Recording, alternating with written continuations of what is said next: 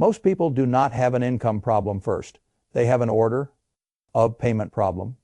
That sounds small. It is not small. It is the whole machine. I learned a long time ago that money does not disappear by accident. It disappears because you built a line at the door of your life and you let everyone else step in front of your future. The restaurant takes its turn, the weekend takes its turn, the little luxuries, the fast comforts, the social plans, the upgrades, the monthly conveniences, the invisible leaks, they all put out their hand. Then, after the crowd has finished feeding, you turn to your future and offer it whatever crumbs are left, and you wonder why freedom never shows up. I do not say that to be cruel. I say it because most people are not broke in the way they think they are broke. They are not simply underpaid. They are misallocated. Their money enters a bad operating system, and the operating system is designed to keep them reacting, leaking, borrowing, delaying, and starting over. You can earn a decent living and still live inside a broken financial code. You can get a raise and still stay trapped. You can work harder, make more, and remain financially weak. Because the system that receives your money is still defective. That is the part people hate hearing. They want a bigger paycheck to rescue a bad machine. I would rather fix the machine.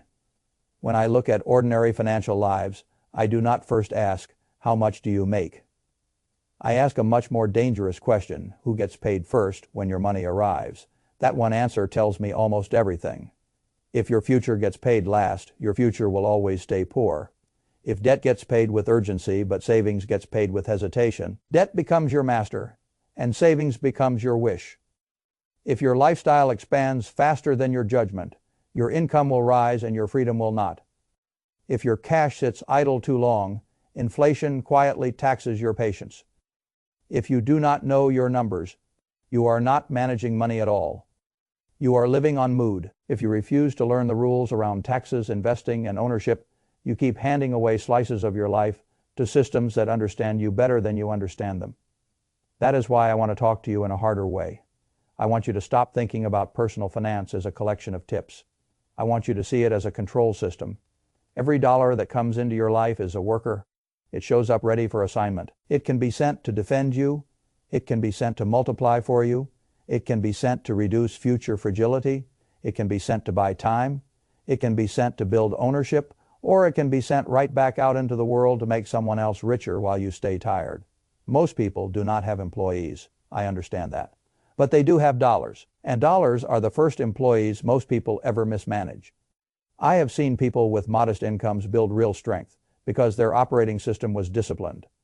I have seen people with impressive salaries stay anxious for years because every new dollar entered a badly coded system and immediately ran out the side doors. So let me put it to you directly. Your financial life is not being decided by one giant mistake. It is being decided by repeated routing decisions. Who goes first? What gets fed? What gets starved? What gets delayed? What gets automated? What gets measured? What gets taxed? What gets invested? What gets protected? What gets given a chance to compound? That is the real game. And the first brutal rule is this. If you do not pay yourself first, you are teaching your life that your future is a low priority bill. People hear the phrase, pay yourself first, and they treat it like a slogan. It is not a slogan. It is a command to the operating system. The moment money arrives, a percentage of it should move out of reach of your impulses and into the hands of your future. Minimum automatic, not emotional, not conditional, not based on whether this month felt expensive. I do not care if it starts at 10% or some other defensible number that fits your reality. What matters is not perfection. What matters is hierarchy. The future must stop. The average person does the opposite. They treat savings as the leftovers category. They fund life, then fun, then friction, then convenience, and then, if a little survives, they call it responsible to save whatever remains. Whatever remains usually means almost nothing. That is not because they are evil or stupid. It is because a badly coded system always favors urgency over importance. The rent is loud. The app renewal is automatic. The dinner invite is social. The impulse buy is emotional. The future is quiet. So the quiet thing gets delayed. That is why automatic saving is not just a tactic. It is a rebellion against emotional accounting. I learned early that the market rewards patience, but your bank account will never become patient if every dollar gets a vote from your feelings. You have to remove the vote. You have to make the transfer happen before your excuses wake up. And the second brutal rule follows immediately. Do not get comfortable with bad debt. I am not talking about debt in the abstract like a professor drawing clean diagrams on a whiteboard. I am talking about the kind of debt that sits on your chest and makes your future expensive. The kind that lets you buy small things quickly and pay for them slowly. The kind that makes ordinary consumption look harmless while it quietly grows teeth. Credit card companies do not need you to be foolish. They only need you to be casual. They do not need a total collapse. They need a habit. They need you to stop flinching. They need you to buy the gift, the clothes, the gadget, the trip, the little relief, the I deserve it purchase, and they need you to stop noticing the interest meter running in the background. When an interest rate gets up into the low 20s, you are no longer using a convenience tool. You are feeding reverse compounding. People become obsessed with points, rewards, little perks, tiny rebates, little status tricks. Fine. The mathematics still crushes them if they carry a balance. You do not beat 20+% interest with airline points. You do not outsmart a bad liability with a cute reward program. A lot of people want to invest while simultaneously keeping expensive consumer debt alive. That is like trying to fill a swimming pool while someone left the drain wide open. I would much rather see you kill the bad drain than brag about the tiny stream entering from the hose. That is what people miss about personal wealth. It is not just about how much water comes in. It is about how many holes you still tolerate. And that leads to the third rule before you try to look wealthy. Build a buffer. A person without a buffer is not merely living tightly. A person without a buffer is permanently negotiable. One flat tire becomes a credit card balance. One medical bill becomes panic. One broken appliance becomes financing. One bad month at work becomes begging. One layoff becomes a fire sale of dignity. That is why I have always respected liquidity. Liquidity is not exciting. Liquidity is not glamorous. Liquidity does not photograph well, but liquidity gives you the right to think before you react. A real cash buffer is not wasted capital when your life is unstable. It is armor. I do not care how clever your long-term plan sounds if one surprise expense can still knock you into debt. That is not a plan. That is a fantasy with a spreadsheet. People love the idea of investing because investing feels like progress. A buffer feels boring, but boring is exactly what keeps you from becoming desperate. And desperation is the most expensive state a human being can enter. Desperate people sell low. Desperate people borrow badly. Desperate people say yes to terrible jobs. Desperate people tolerate nonsense because they need next Friday more than they value next year. Build enough cash to keep ordinary life from forcing stupid decisions on you. That cash reserve is not the finish line. It is the part of the machine that keeps the rest of the machine from tearing itself apart. Then there is the fourth rule. And this is where many intelligent people embarrass themselves. Know your numbers, not vaguely, not spiritually, not approximately. Know them in black and white. Know what comes in. Know what goes out. Know what you owe. Know your fixed costs. Know your leaks. Know your patterns. Know what your life actually costs before you start telling yourself stories about what you can afford. Most people do not have a money plan. They have a money mood. They feel behind. They feel okay. They feel stressed. They feel like they deserve a treat. They feel like they have been good lately. They feel like next month will be different. Feelings are not books. If you cannot describe your own financial position with clarity, you are not steering. You are drifting. And drift is dangerous because lifestyle inflation loves drift. As income rises, spending rises with it, often without a formal decision ever being made. The nicer apartment appears, the more expensive car payment appears, the better vacations appear, the upgraded social standard appears, the better phone, the better furniture, the more expensive routines, the more expensive hobbies, the more expensive version of normal people call that progress because they can afford more.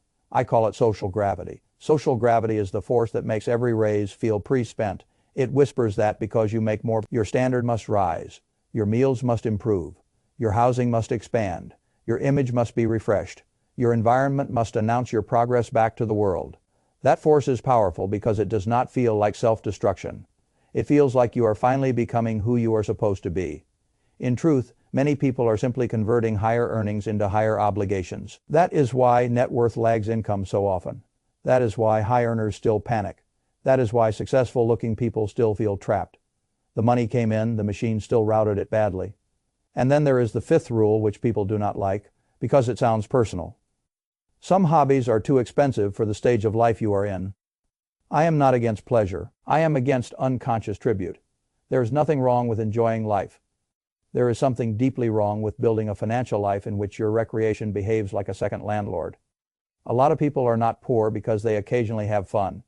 They are poor because they normalized expensive forms of identity maintenance. Shopping becomes therapy, collecting becomes self-expression. Constant travel becomes proof of being alive. Trend consumption becomes belonging. Every few weeks, the self needs to be refreshed through spending. That is not leisure. That is dependency, wearing nicer clothes. I have watched people with meaningful earning potential bury themselves under recurring lifestyle habits that do not look like debt because they are paid in cash. But cash-bought stupidity can wound you just as effectively as finance stupidity. The difference is only the monthly statement. You do not need every hobby that flatters your image. You do not need every premium version of your interests.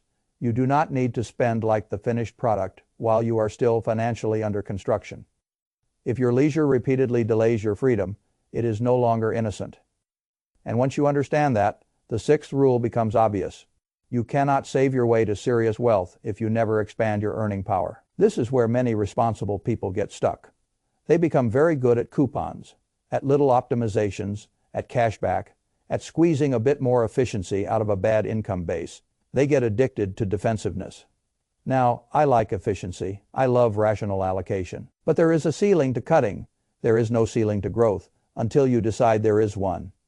You can only reduce spending so far before there is nothing left to reduce without making life brittle. Income, skill, ownership, side revenue, negotiation power, specialized capability, business equity. These are all open sky by comparison. The earning side is much closer to infinity. That does not mean you neglect discipline. It means you stop treating small savings tricks as your main escape strategy. A person who saves a little more but never increases value to the marketplace stays constrained for a very long time. A person who learns how to earn more, then protects a larger percentage of that larger income, changes the whole slope of the graph. That is the shift people resist because it requires initiative instead of frugality theater. You may need a raise. You may need a better role. You may need a side business. You may need a specialized skill. You may need to sell. You may need to make something. You may need to become useful in a way the market can measure. But one way or another, you need more productive force, not just better excuses. I have said for years that the best investment for many people is still in their own ability to earn. That is not motivational fluff. It is capital allocation. A skill that permanently raises your future cash flow is an asset. A stronger reputation is an asset. Better judgment is an asset. Distribution is an asset. Negotiation ability is an asset. The market does not always hand you these things, but it pays heavily when you build them. If you only think in terms of saving more, you stay trapped in a shrinking room. If you think in terms of becoming more valuable and then saving and investing the difference, the room expands. The seventh rule is even less popular because it sounds technical. Stop overpaying taxes through ignorance. Taxes are one of the biggest drains on a productive life. I am talking about understanding the legal rules of the system well enough to stop volunteering extra pieces of your future. The wealthy rarely enjoy paying tax. What they do enjoy is using structure, timing, accounts, businesses, deductions, and legal planning to reduce unnecessary drag. The average person does the opposite. They work, withhold, spend. The more sophisticated person learns where the code is favorable. Tax, advantaged retirement accounts, tax, sheltered investment wrappers, business structures, where appropriate, deductible activity, where legitimate, better timing, better sequencing, better records, better planning. You do not need to become a tax lawyer to improve. You simply need to stop pretending ignorance is noble. Every dollar you legally keep and intelligently deploy is another worker staying on your side of the fence. People will say this sounds calculating. Of course it is calculating. It is money. The tragedy is not that the rules exist. The tragedy is that so many people never bother to learn enough of the rules to stop bleeding. The eighth rule is where patience and courage finally meet. Do not wait too long to invest. Once you have enough protection in cash to keep life stable, idle money becomes a different kind of mistake. Cash in the bank feels safe because the number stays still, but a still number in an inflationary world is often a shrinking claim on reality. People say they want to invest later. Later when they know more. Later when the market feels safer. Later when they have more money. Later when things calm down. Later when they are less busy. Later is one of the most expensive words in finance. Because while you are waiting for perfect comfort, time is moving without you. Compounding is not just about return. It is about duration. The machine is not merely powerful because it grows. It is powerful because it keeps working while you sleep, while you age, while you hesitate, while the years pass. The longer you delay, the harder you have to work later to force the same outcome. This is what people miss when they hold extra cash for too long. They think they are being cautious. Often they are just paying hidden tuition to fear.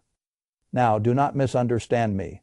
I am not asking you to gamble. I am asking you to stop letting uncertainty become a permanent excuse for inaction. Learn enough to begin. Start in rational places. Diversify, match the risk to your time horizon and temperament.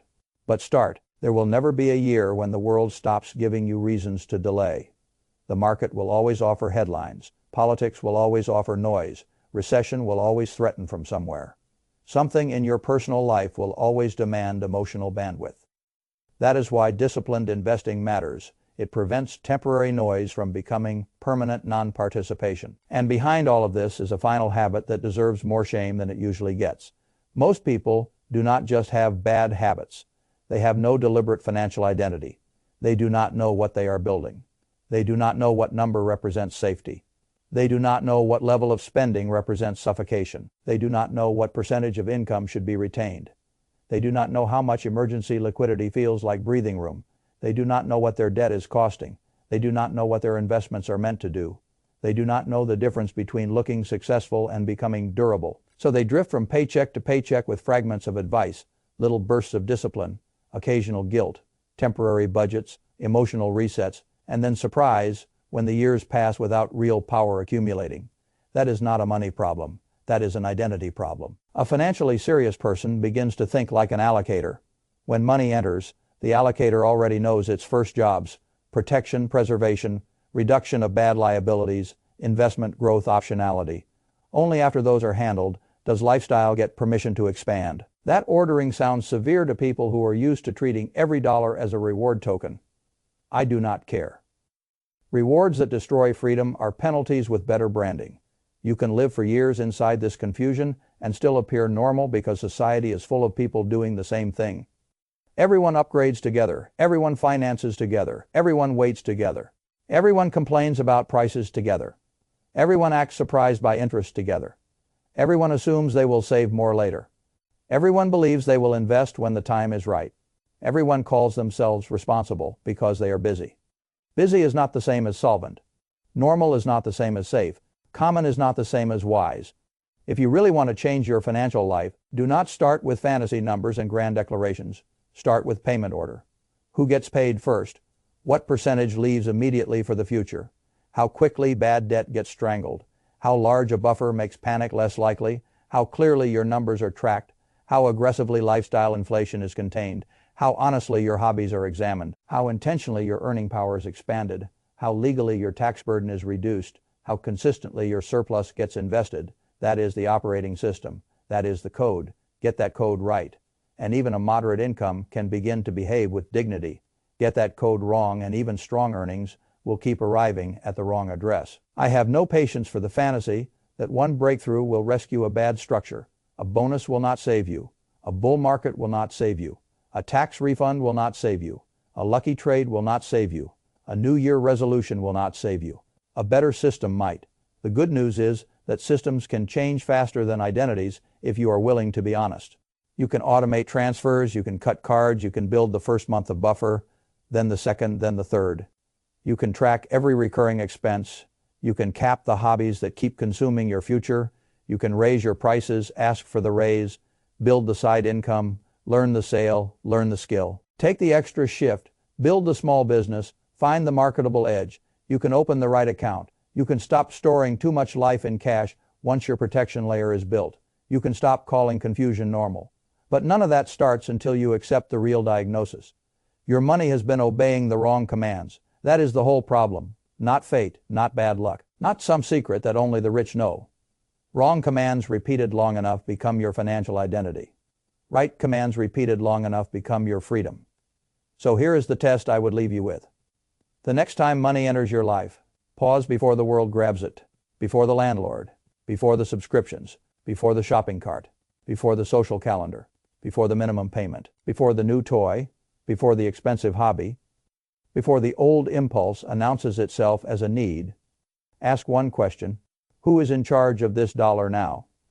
If the answer is still your habits, then your habits own you. If the answer is your future, then your future has finally started collecting rent from the present. That is when the machine changes. That is when one paycheck stops being a rescue package for old mistakes and starts becoming a team of workers building something permanent. And that is the door. Not a glamorous door, not a dramatic door, a much more important one. The door between being paid and becoming powerful. Most people walk past that door for 20 years because the wrong things always feel more urgent. You do not need another year of urgency. You need a different order. You need a better code. And the next paycheck will tell me whether you mean it.